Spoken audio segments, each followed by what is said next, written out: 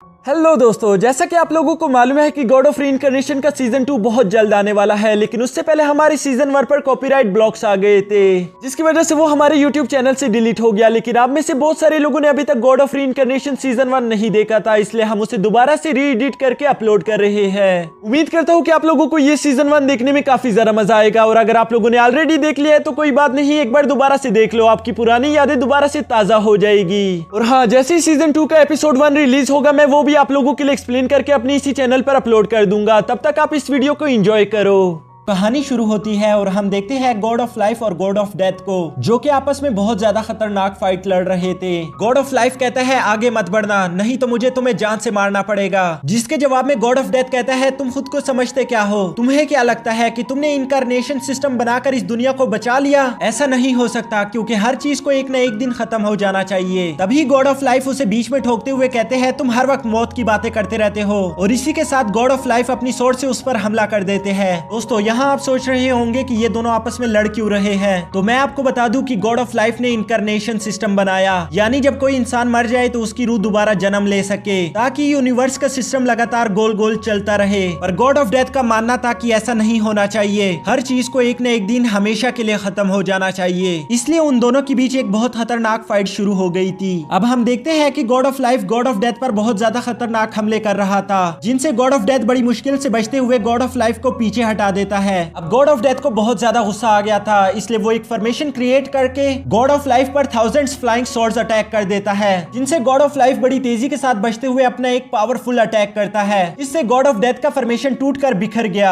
अब God of life कहता है चलो इसे खत्म करे, इसलिए वो एक फॉर्मेशन बनाकर dragons of life and death को समन करता है। ये देखकर भी गॉड ऑफ डेथ हार नहीं मानता और वो लड़ने के लिए अपना लास्ट फॉर्मेशन एक्टिवेट कर लेता है, जिस फॉर्मेशन से एक बहुत बड़ी डिवाइन सोर्ड निकलती है। अब dragons of life and death दोनों डिवाइन सोर्ड से टकराते हैं, जिसकी वजह से वहां एक बहुत बड़ा हाई एनर्जी ब्लास्ट होता है। इस एनर्जी ब्लास्ट की वजह से गॉड ऑफ डेथ मारा जाता है और दूसरी तरफ गॉड ऑफ लाइफ अपनी शील्ड से इस ब्लास्ट को रोकने की पूरी कोशिश करता है। नेक्स्ट सीन में हम देखते हैं कि गॉड ऑफ लाइफ बहुत बुरी तरह से जख्मी हो गया था। गॉड ऑफ लाइफ खुद से सवाल करता है क्या मैं इस वक्त इनकारनेशन कर सकता हूँ? अब वो देखता है कि ड्रैगन ऑफ लाइफ भी मर चुका था, इसलिए उसके पास दोबारा खुद को हील करने की पावर नहीं थी। अब वो अच्छी तरह समझ गया था कि मेरा वक्त पूरा हो चुका है। अभी वो देखता है एक सोल को जो कि भटकते हुए यहाँ आ गई थी। गॉड ऑफ लाइफ एक सोल को ऐसी जगह देखकर हैरान हो गया था, इसलिए वो उड़ते हुए उस सोल के पास जाकर उसे ह्यूमन फॉर्म में ले आता है। गॉड्स ऑफ लाइफ को सारे सोल्स के नेम आते थे, इसलिए वो कहता है जाओ जी तुम यहाँ क्या कर रहे हो? जाओ जी भी खुद को यहाँ देखकर हैरान था, इसलिए वो पूछता है ये कौन सी जगह है और मैं यहाँ क्यों हूँ? ये सुनकर गॉड ऑफ लाइफ कहता है मेरी बात ध्यान से सुनो, तुम मर चुके थे पर तुम्हारी रूह हेवन जाने के बजाय भटकते हुए यहाँ आ गई। अगर तुम चाहो तो मैं अपनी आखिरी इनकारनेशन पावर से तुम्हें और अपनी पावर्स को बचा सकता हूँ। गॉड ऑफ लाइफ की ये बातें सुनकर जाओजी को कुछ समझ नहीं आता।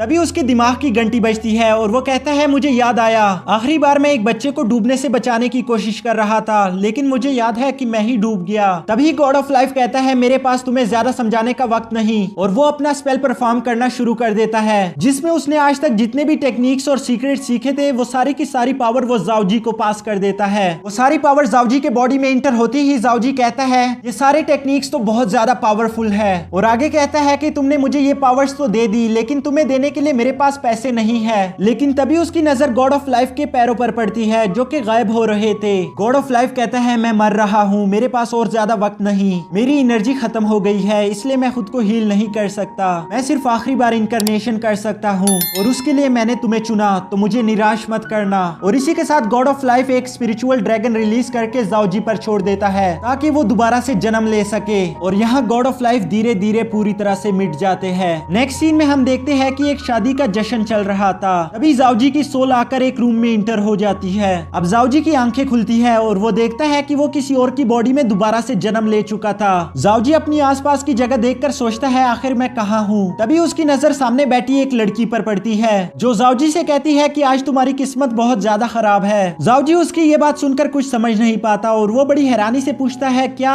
तभी कुछ आदमी दरवाजे को बड़ी जोर से किक करके तोड़ देते हैं। उनमें से सेंटर वाला आदमी जो कि बहुत अमीर दिख रहा था, वो कहता है कि आज तुम्हें मेरी बेटी से शादी करनी थी, लेकिन तुम यहाँ ये हरकतें कर रहे हो। इन्हें यहाँ देखकर ये लड़की भी एक्टिंग करना शुरू कर देती है और रोते हुए कहती है, तुमने मेरे साथ बिल्कुल अच्छा नहीं किया। जाओजी उन आदमियों को समझाते हुए कहता है, नहीं नहीं मैंने कुछ नहीं किया, लेकिन वो आदमी जाओजी की एक नहीं सुनते, इसलिए वो लोग उसकी पिटाई करना शुरू कर देते हैं। यहाँ बाहर हाल में लोगों का हजूम जमा था, जो लोग आपस में बातें कर रहे थे कि किन फैमिली तो बहुत ज्यादा अमीर है, दुल्हा जो भी है वो बहुत ज्यादा मजे करेगा। और यहाँ सारे लोग गिफ्ट जमा करवाने के बाद बारी बारी मैरिज हॉल में जा रहे थे। तभी हम देखते हैं कि वो लोग जाओजी को यहाँ लाकर जमीन पर पटक देते हैं, जिसे देखकर सारे लोग आपस में बातें करने लगते हैं, क्या यही है दुल्हा? कोई भी दूल्हे को उसकी शादी के दिन ऐसे कैसे मार सकता है? तो उनमें से एक आदमी कहता है कि मैंने अभी अभी सुना कि किंग की बेटी के अलावा इसका किसी और के साथ भी अफेयर चल रहा था। ये सुनकर वहाँ के लोग गुस्सा हो जाते हैं कि इतनी प्यारी बीवी मिलने के बाद भी ये किसी और के साथ अफेयर चला रहा था। जाओजी उन लोगों को समझाने की